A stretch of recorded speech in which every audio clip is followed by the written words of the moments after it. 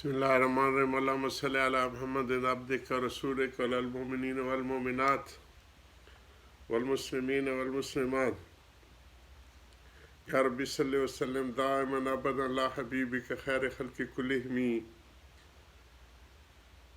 جزا اللہ عنا سیدنا محمد صلی اللہ علیہ وسلم وآلہ۔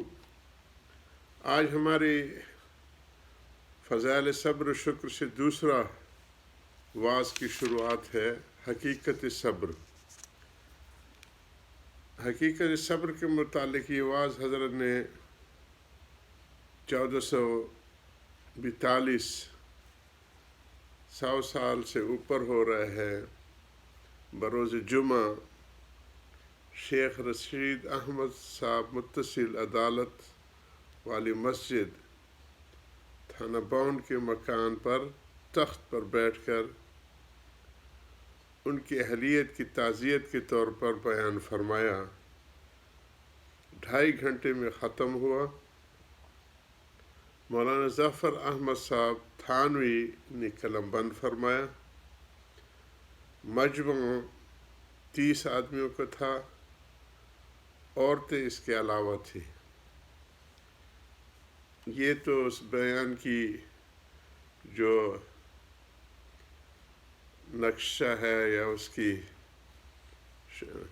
تفصیل ہے، جو محدثین کا طرز ہوتا ہے کہ حدیث جو بھی واقع ہوتے ہیں اس کا سارا حال احوال اقوال وہ بتاتے، اسی طرز کے اوپر ان حضرات نے بڑی محنت کی ہے۔ دین ہمارا کامل و مکمل ہے، اور حضور صلی اللہ علیہ وسلم سارے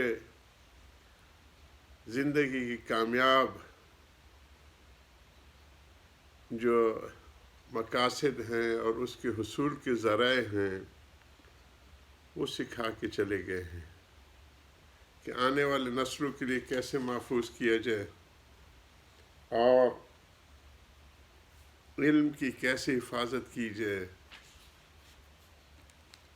تو یہ اس کے اوپر ہے۔ خطبہ مسنونہ کے بعد حضرت نے اس آیت کو اختیار فرمایا، اعوذ باللہ من الشیطان الرجیم، بسم اللہ الرحمن الرحیم، وبشر الصابرین الذین اذا اصابتهم مصیبۃ قالوا انا للہ وانا الیہ راجعون اولئک علیہم صلوات من ربہم ورحمہ واولئک هم المہتدون۔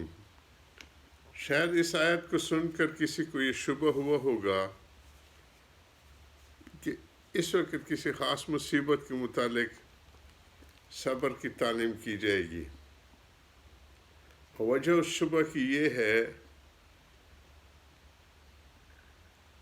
کہ ان اللہ اکثر ایسے موقع پر پڑھا جاتا ہے، ان للہ اکثر اس موقع پہ پڑھا جاتا ہے جہاں کوئی موت کا واقعہ ہو گیا ہو، مگر میرا مقصد اس وقت یہ نہیں، گو اگر یہ مقصود ہو تب بھی غلط نہیں، کیونکہ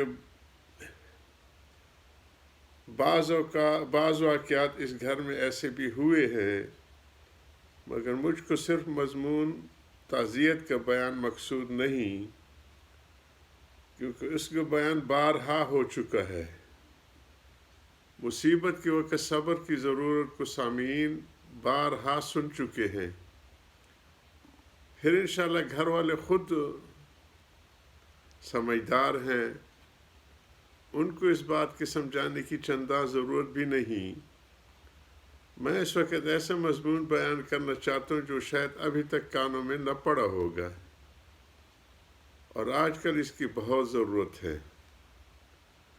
اس مضمون کا تعلق صرف مصیبت موت اقربا سے، عزیز رشتہ داروں کی موت سے مخصوص نہیں، بلکہ ہر قسم کی مصیبت سے اس کا تعلق ہے۔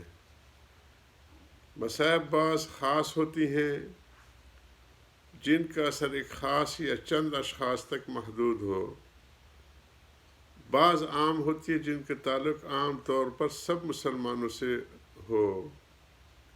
یہ مضمون دونوں قسم کے ساتھ تعلق رکھتا ہے، چونکہ اس وقت مسلمانوں پر عام مصائب کا بھی دور ہے، اس لیے اس مضمون کی بہت ضرورت ہے، اور میری عادت یہی ہے کہ اکثر ضرورت کے موافق بیان کیا کرتا ہوں، اور ایسے ہی مضامین کو بیان کے لیے اختیار کیا جاتا ہے جن کی طرف توجہ کم ہے۔ چنانچہ اس وقت ایسا ہی مضمون مجھ کو بیان کرنا ہے۔ میں اول اجمالاً تعین مقصود کیے دیتا ہوں تاکہ پھر تفصیل کے سمجھنے میں آسانی ہو۔ نیز سامعین کی کو تمہید سے اس مضمون کا اشتیاق بھی پیدا ہو گیا ہوگا، تو دیر تک ان کو منتظر رکھنا بھی مناسب نہیں۔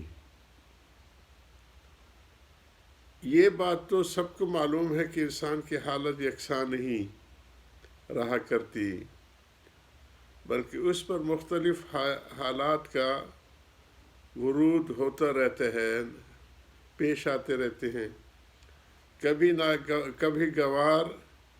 گوارا کبھی واقعات پیش آتے ہیں، اور کبھی ناگوار، کبھی طبیعت کے موافق یا خوشی کا سبب بننے والے واقعات پیش آتے ہیں، کبھی طبیعت کو پریشان کر دینے والے ناگوارا نہ چاہنے والے واقعات پیش آتے ہیں۔ واقعات کا اثر تو یہ ہے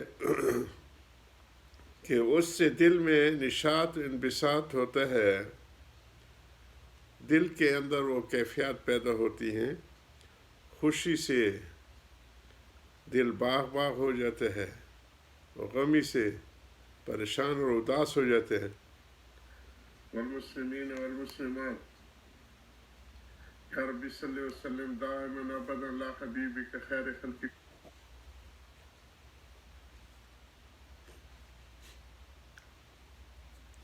نئے مضمون کی سیٹنگ کے ساتھ کچھ مسائل ہوتے ہیں تو وہی ہے، ٹھیک ہے انشاءاللہ، اللہ تعالی ہم سب کے لیے نافع بنائے۔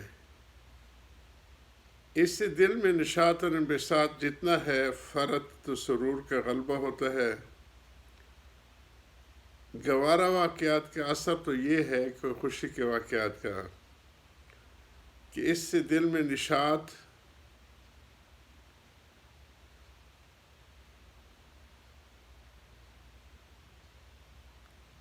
فرحت و سرور کا غلبہ ہوتا ہے خوشی کے واقعات میں۔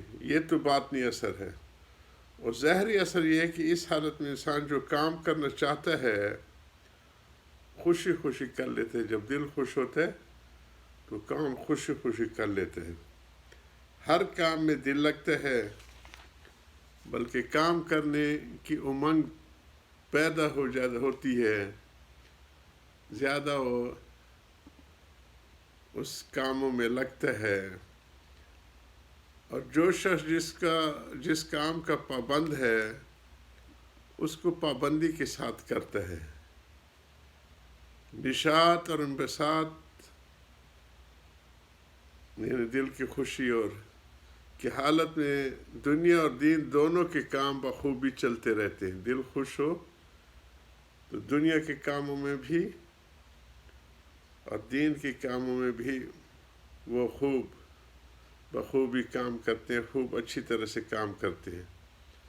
وہ کوئی شخص سستی و کاہلی یا غفلت لاپرواہی کی وجہ سے کچھ نہ کرے، مگر اس حالت کا اثر یہی ہے کہ اگر کام کرنا چاہے